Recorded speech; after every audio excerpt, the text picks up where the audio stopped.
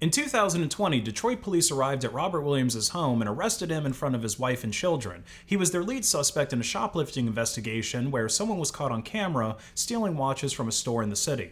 You'd think that video evidence would make this an open and shut case if he was caught on camera stealing thousands of dollars worth of merchandise, but Mr. Williams was not the man in the video. And what's worse is that he wasn't mistakenly identified because an officer looked at the footage and thought that they recognized Mr. Williams from a previous encounter. Instead, an officer took a picture of a still image from the store's surveillance system and sent it to a facial recognition software that produced Robert Williams as a possible match. That computer-generated suggestion became an accusation, a night in jail, and several years in court in order to make things right.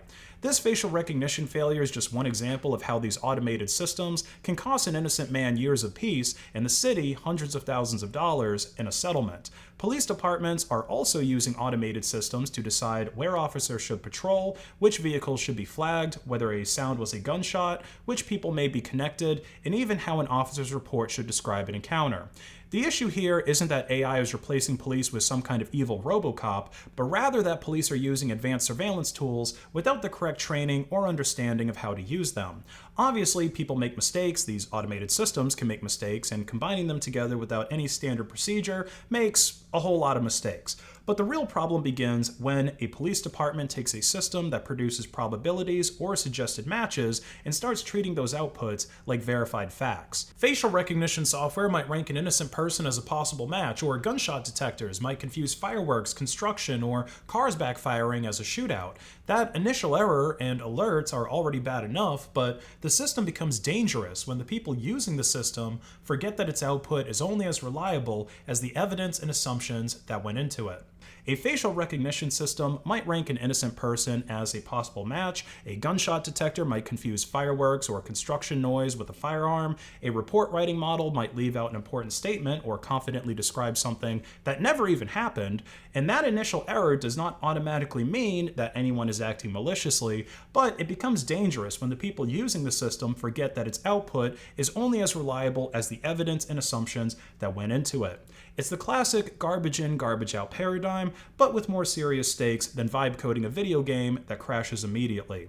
If you give a facial recognition system a blurry convenience store image and compare it against millions of people and you lower that threshold enough, the system is going to find somebody who looks mathematically convenient. The software is supposed to provide a lead that investigators can independently verify. It doesn't function as evidence of a crime on its own, like a witness picking you out of a lineup. So if a recommendation from the software leads to an arrest, like the case of Robert Williams in Detroit, the facial recognition tool is no longer just assisting with the investigation, it's really deciding the outcome of it. Even if the output from the software doesn't land you directly in handcuffs, it can be combined with other techniques in order to get you there. One of the easiest ways this happens is by using the facial recognition result to manufacture what appears to be a separate, independent evidence. The software provides a possible candidate, the investigator puts that candidate into a photo lineup, a witness selects the same person, and suddenly the report no longer says a computer found somebody who looks similar. It ends up saying that the witness identified the suspect. The original algorithmic guess now has been cleaned up, repackaged, and given a much more respectable human source. But that lineup is not necessarily independent confirmation because the entire process was already anchored to the person selected by the software. Investigators did not create the lineup because several unrelated clues led them to that individual. They created it because the algorithm placed that face in front of them first. So even though the machine is no longer visible in the final step, it still determined whose photograph was included, which person received additional scrutiny, and which theory the investigation was built around. This becomes even more questionable when the witness never had a clear view of the person who committed the crime in the first place, or if they only saw them briefly, or they are being asked to compare the lineup against the same low-quality surveillance footage that confused the software in the first place. In that situation, the police are not really getting a second source of information. They are taking one uncertain image and running it through two different kinds of pattern recognition, and then pretending that the second uncertain answer independently confirmed the first one. This is almost exactly what happened in the Robert Williams case. After the facial recognition search returned his expired driver's license photo as a possible match, police used his picture to construct a photo lineup. But the person asked to identify the shoplifter was an off-site loss prevention contractor who was not inside the store when the watches were actually stolen. Her knowledge of the suspect came from reviewing the same blurry surveillance footage that had already produced the incorrect facial recognition result. It is the investigative equivalent of copying an answer from Wikipedia, finding the same answer on a website that copied from Wikipedia, and then claiming that you verified with two independent sources. Detroit's own facial recognition policy explicitly warned that a search result was only an investigative lead and not supposed to be considered a positive identification. Any connection between the candidate and the crime was supposed to be established through further investigation. But a warning printed on a policy manual does not accomplish much when the rest of the investigation is still built around the machine's candidate. It took almost 4 years for that case to finally be settled, with the city of Detroit paying $300,000 to Mr. Williams for wrongful arrest and imprisonment. Being accused of shoplifting when you're innocent is bad enough, but unfortunately it ranks pretty low amongst all of the crimes that people have been wrongfully accused of through the use of AI tools. In Chicago, another man with the last name Williams would end up spending almost a year in jail for a murder accusation. Now, you'd think for a crime this severe, there would be substantial evidence to link Williams to the murder. Even in the game of Clue, in order to get a winning accusation, you have to correctly guess the killer, the weapon used, and what room they did the deed in. But for the Chicago PD, their tentpole source of evidence was an automated gunshot detection system called ShotSpotter. ShotSpotter is basically a network of microphones placed around the city that listens for short, explosive sounds that might be gunfire. When several sensors heard the same loud noise, the system compares the exact time that the sound would reach each sensor. Since the noise reaches the closest microphone slightly before it reaches the other, the system can then use those tiny timing differences to estimate where the sound came from through triangulation. The audio and location data are also run through machine learning classifiers that try to separate gunshots from fireworks, car backfires, construction noise, and all the other random loud noises you'd expect to hear in a big city. Now, on paper, the ShotSpotter system sounds pretty good. Despite having some of the strictest laws in the country around owning firearms, Chicago's rates of gun violence are about 5 times higher than the national average. So with most people not having the legal right to defend themselves with their own firearm, an automated system that can help emergency services find the victims and police find the shooters sounds like a decent alternative. But the system only produces a very limited piece of information. A loud sound that was classified as probable gunfire may have occurred near a particular location. It does not tell the responding officers who fired the weapon, why it was fired, where that person went, or whether the person standing closest to the alert had anything to do with it. And these limitations also don't come across in the dispatch message that officers receive. Police respond to these alerts expecting an armed suspect, and that expectation can obviously change how they act in an encounter. Michael Williams' case shows how much damage can happen when police stretch an alert beyond what the technology can actually establish. On May 31st, 2020, Williams was giving a person a ride home in Chicago when his passenger was shot. Williams said that the bullet came through an open window from outside the vehicle, and according to the lawsuit later filed against the city, the relevant ShotSpotter event was originally classified as fireworks and placed far away from Mr. Williams' location at the time of reporting. Police instead developed a theory that Williams had shot his passenger from inside the car, despite finding no firearm, no shell casing, and no gunpowder residue on Williams or inside of the vehicle. That theory that Williams was guilty of this crime depended heavily on using the acoustic data from ShotSpotter to decide where the fatal shot had originated from.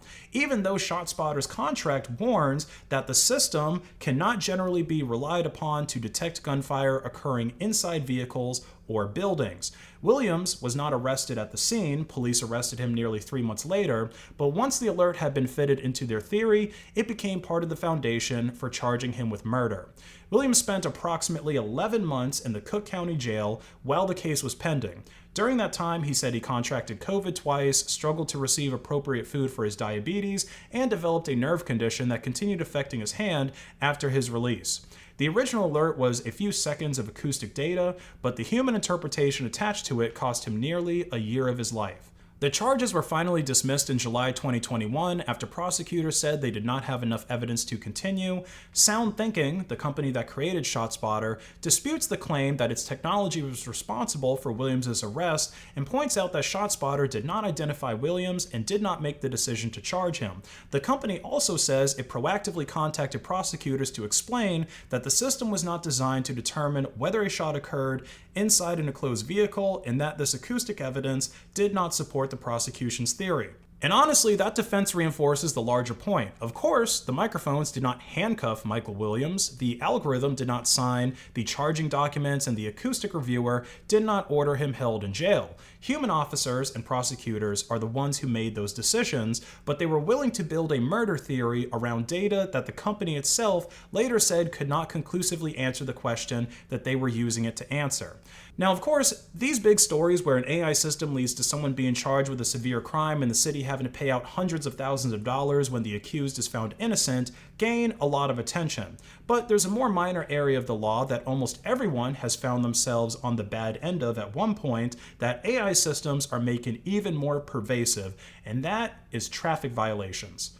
So I've explained before how basically everyone who drives a car commits some kind of traffic infraction at some point. For example, when Tesla was training their full self-driving AI on how to handle stop signs and right turns at red lights, they had to throw away over 95% of data that was collected from human drivers because they would either slowly roll through a stop sign or they would slowly make a right turn at a red light when there's no traffic instead of coming to a complete stop like you're legally supposed to. Rolling stops and driving a few miles over the speed limit and illegal U-turns are just some of the traffic violations that, while technically illegal, you usually won't get stopped for by a human police officer because they either don't see it in the first place or they just don't care enough to pull someone over and write them a ticket for that minor traffic violation. But flock cameras and similar automated traffic monitoring systems are changing that. When a vehicle passes a flock camera, the system photographs it, reads the license plate, records the time and location that it saw the vehicle, and uses machine learning to classify details like the make, model, color, body type, and other visible features. Newer versions can also search for details such as a roof rack, a missing plate, a bumper sticker, or a large dent in the vehicle. So even when the plate is unreadable, police may still be able to search for something like a white pickup truck with a ladder rack and damage on the passenger side, and they could have the system return possible matches to them. One camera by itself is basically a very observant digital checkpoint, but once thousands of cameras are connected through a shared network, the system stops answering only, did this vehicle pass this intersection, and it can start answering where this vehicle has been seen, when it was there, and which direction was it traveling, basically mapping out the entire course of where the vehicle has been on any given day. The plate turns into a searchable identifier, and the vehicle becomes a proxy for tracking the person who usually drives it. There are obviously legitimate reasons that police would want access to this kind of information, but just like facial recognition, a flock alert is supposed to be a lead, not proof that the owner of the vehicle actually committed a crime. The camera may misread a character on the plate, flagging a totally different person as committing the crime. The vehicle may have been sold, borrowed, rented, stolen, or driven by a family member that day. Someone might even be using a cloned plate of another vehicle. So the system, in the end, is fairly accurate at identifying a vehicle that's speeding, but it ultimately doesn't know who was behind the wheel of the vehicle at the time. Flock itself has repeatedly said its license plate readers are not facial recognition systems and are not intended to be used for ordinary traffic enforcement. But once a surveillance system exists, mission creep has a funny way of arriving before the updated policy does. In December 2025, the Georgia State Patrol issued a motorcyclist a ticket for allegedly holding a cell phone while riding, and the ticket reportedly stated that the violation was captured on flock camera. So technology advertised as a tool for finding stolen cars was already being used to support an ordinary traffic citation. Flock is also used alongside older automated enforcement systems like red light and speed cameras. These cameras share the same basic promise. They replace an officer standing beside the road with a radar gun with a system that never gets tired, never takes a lunch break, and can accuse thousands of people before a human officer even finishes their first donut of the day. Next-gen red light cameras record when vehicles enter intersections, they read their license plates, and they connect the plate to the registered owners. Most departments claim a police officer reviews each alleged violation before a ticket is mailed, so the final accusation is not supposed to come directly from the software.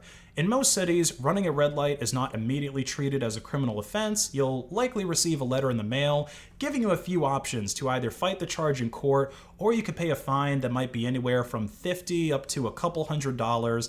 And again, the first offense usually isn't treated criminally and doesn't add any points to your license. Now, that fine is not a small amount of money to everyone, but it's often less than the lost wages and other costs that would be involved with fighting the case in court. This creates a very powerful incentive to pay even when the registered owner was not the one driving, especially when the city explicitly says that the ticket can simply be paid without transferring it to the actual driver and nobody will receive license points. At that point, the payment is less like an admission of guilt and more like purchasing the right to stop dealing with the government. One example of this comes from Pensacola, Florida, where Jacob Rockwell received a red light camera notice for his car allegedly running a light at 9th Avenue and Gregory Street. But at the time of the violation, Rockwell said that he was in Alabama.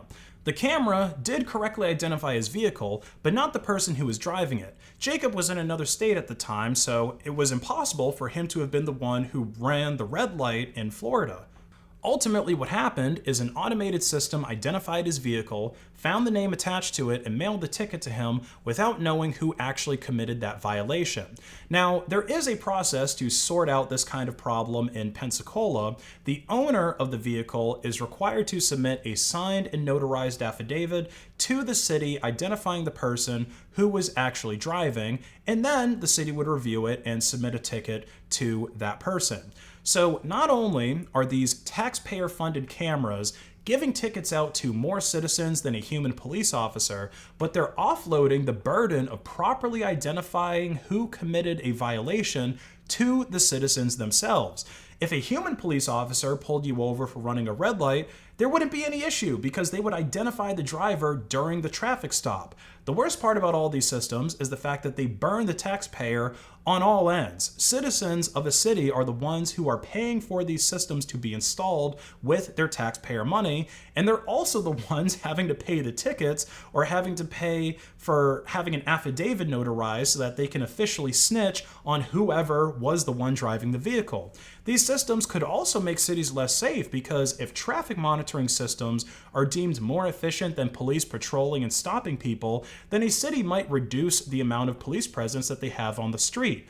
A camera that photographs your vehicle and then sends it to some guy at a desk to review and then sends you a ticket in the mail might reduce people speeding in an area, but it does nothing to reduce the crime that people actually care about, like human police presence does. The flock cameras in particular are one of the more controversial policing systems because, like I said, far more people deal with traffic violations than being accused of real crimes, and if you don't want to pay the cost of giving yourself more traffic tickets, you should contact your representatives about your concerns with these autonomous systems. Grassroots movements have already successfully gotten city contracts with flock canceled and the cameras deactivated. These cameras are a real bane to the populace, and every dime of tax money that is spent on them is being taken away from actually useful infrastructure investments like road maintenance instead of people subsidizing their own surveillance. If you enjoyed this video, please like and share it to hack the algorithm, and check out my online store, based.win, where you can buy my awesome merch and accessories for your phone or laptop. 10% store-wide discount when you pay Monero XMR at checkout. Have a great rest of your day.